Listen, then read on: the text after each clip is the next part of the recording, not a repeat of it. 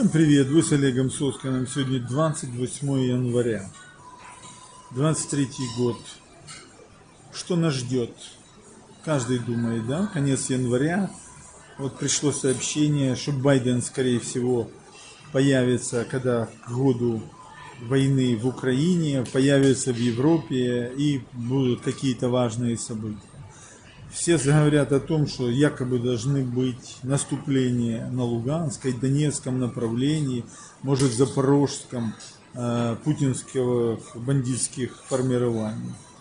С другой стороны, появляется очень много новых докладов, в том числе Rand Corporation, разные сценарии, как могут развиваться события. Появилась очень важная, я вам называл, информация Трампа о том, что танки не надо давать, и вообще войну надо останавливать. И вот Сиси он написал соответствующее сообщение в трасс своей социальной сети. А с другой стороны, мы видим, что растет нагнетание ударов на фронте и в районе Бахмута. Потерян Солидар, потеряна Соль. Тяжелейшие бои идут в районе Угледара, на запорожском направлении. Мы видим с вами внутри обострение политической ситуации, посмотреть даже на тот, по сути, провокационный ролик по поводу Юлии Тимошенко, где она там отдыхала на рождественские праздники, там к своим внукам ездила. То есть мы с вами видим, что идет раскачка, наезды против Порошенко страшнейшие. Вдруг опять проявился там управление разведки обороны, там Буданов всюду внутренних врагов ищет, вместо того, чтобы то он гадает на чем-то, то что Путин умрет, то что еще что-то там будет, то война закончится. Ну, посмотрите на его жену, там у него психолог, у этого, как он называется, у Яценюка, она тоже там типа жена, у него там психолог или кто там она там. И оказывается, у Буданова тоже психолог. Прямо одни психологи для стабилизации своих мужей. То есть вместо того, чтобы делом заниматься, он там бегает, Рогов в Запорожской области, Балецкий. Буданов все фейки где-то ищет, угрозы, какие-то там всякие басни, не басни, а всякие такие, это фантазмы. Фантазмы молодого человека, который в жизни не видел. То есть где-то там закончил это Одесское училище, где-то там еще, раненый был, все, сколько, сейчас десятки тысяч украинцев на войне погибли. Поставили его вместо Бурбы. Сегодня Бурба, вчера Бурба, сегодня Буданов, завтра какой-нибудь Букварев и так далее. Это же все быстро меняется. Сколько мы их уже видели, да? Не будет Зеленского, не будет Ермака, не будет Буданова. То есть фактически у нас люди, которые вообще неизвестны, которые просто их волной поднимают, вдруг они начинают определять нам десяткам миллионов людей, как нам надо жить. Слышите? Поэтому я думаю, что это говорит о хлипкости режима, о том, что режим шатается, что внутри финансово-экономическая ситуация, гривня все время падает. Вы же все видите, даже по курсу гривни к этому евро, к доллару идет падение. То есть все показатели финансово-экономические, все негативные. Негатив. На фронте негатив. Поставки оружия негатив. То есть это ж не я придумал, это объективная реальность. Другое дело, что можно ее не замечать, как там жена Буданова говорит, вы там держите настроение, слышите? Куда настроение?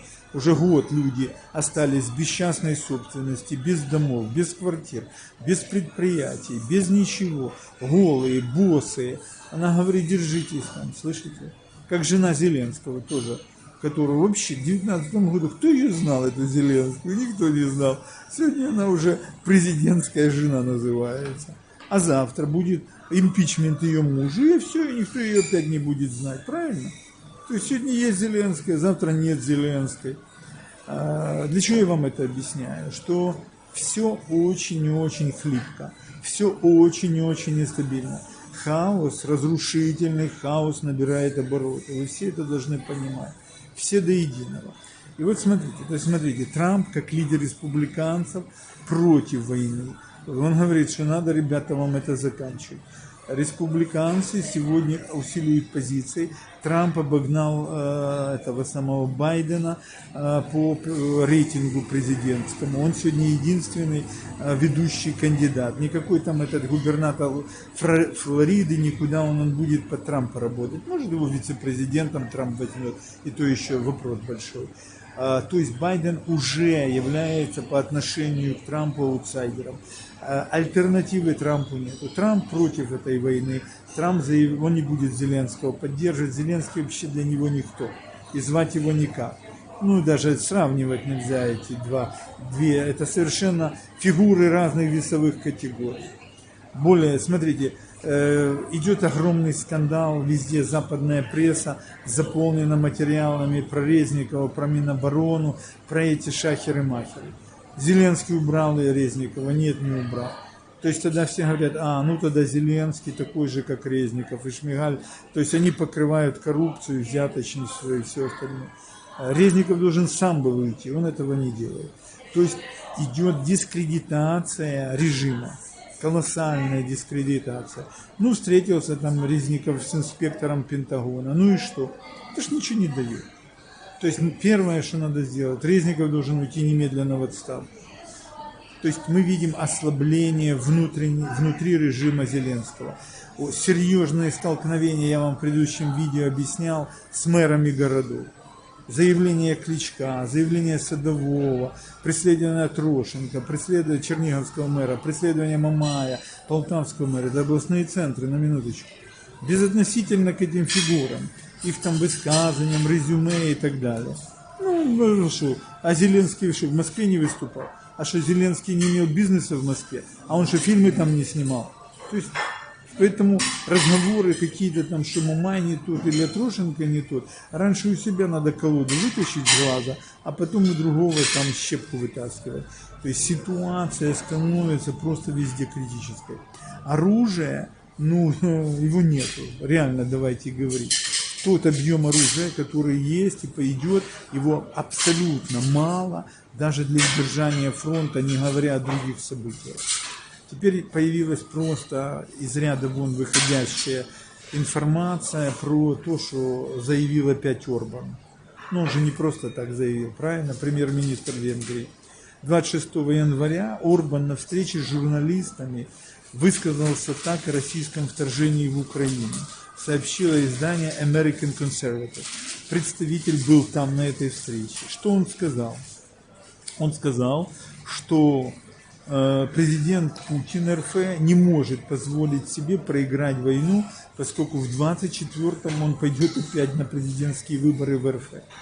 Он считает, Орбан заявил, что Россия также не может позволить НАТО установить свое присутствие в Украине, поэтому цель Путина превратить страну, Украину, в неуправляемые руины.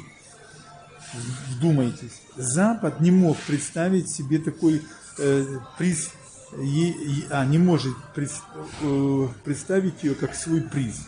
Сейчас Украина – это Афганистан, ничейная земля. Цитирует Орбана, журналист The American Conservative. Это страшное высказывание, прямо сказано. Ничейная земля, Афганистан. Орбан, видимо, не понимает, что он даже говорит. Что если Украина превращается, он ее считает уже Афганистаном, то тогда что будет с Венгрией? Потому что в Афганистане мощнейший режим наркодилеров, талибов. Если такой режим сейчас установится после Зеленского в Украине, то первая добыча этого режима будет Венгрия. Маленькая, совсем такая крошечная, беззащитная Венгрия, которая даже опомниться не успеет. И Орбан просто растворится, там как этот ежик в тумане. То есть совершенно неадекватное понимание ситуации. Какая ничейная земля, Орбан, что ты говоришь? Поэтому, такие высказывания, они показывают полный этот бедлам в головах у людей, у западных представителей, у западного сообщества европейского, что это как бы пошел раздрай везде, на всех уровнях, понимаете? Поэтому я считаю, что надо, подходит момент. вот как раз 14 февраля продолжать опять военное положение или нет. Я считаю, категорически нельзя продолжать, надо его отменять. И, видимо, вот если смотреть Rand Corporation, там Киссинджера брать и других, они все-таки настаивают на том, что должно быть прекращение огня. То есть все, война зашла в тупик. Нет, не может ни Путин пробиться, и Украина ничего сделать не может. Украине надо сделать ревизию всего происходящего. Надо, чтобы вот эта муть, сколомученность, вся эта осела. Надо провести полный аудит всех процессов за этот год. Вполне возможно, нужен импичмент этому самому Зеленскому. Нужен какой-то новый блок оппозиции в Верховном Совете на базе Тимошенко и Порошенко. Что-то надо другое. То есть фактически попрана Конституция Украины. 5 статья. Фактически произошла узурпация власти людьми, которые вообще не были избраны, такие как Ермак и прочие. Большинства сегодня по Конституции, конституционного большинства нет, слуг народа. То есть Верховный Совет сегодня недееспособен, неправомочен.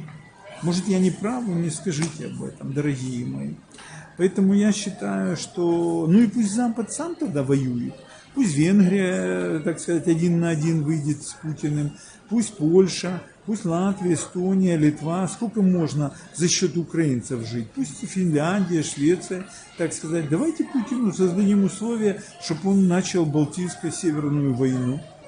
Может, это будет... А мы получим передышку в это время. Или как? Или я не прав? Ну сколько можно украинцев убивать, тысячами, инвалидами делать? Наших молодых ребят, десятки тысяч уже ушли в небытие, в мир иной. Кто их потом вспомнит? Кто-то помнит там этих, которые погибли в Афганистане, в других боях?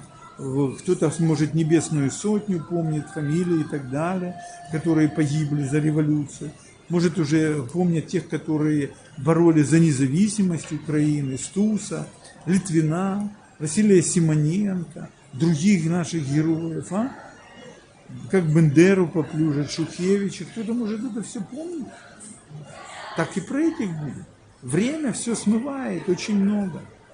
Поэтому, может, пора остановиться нам и подумать, да?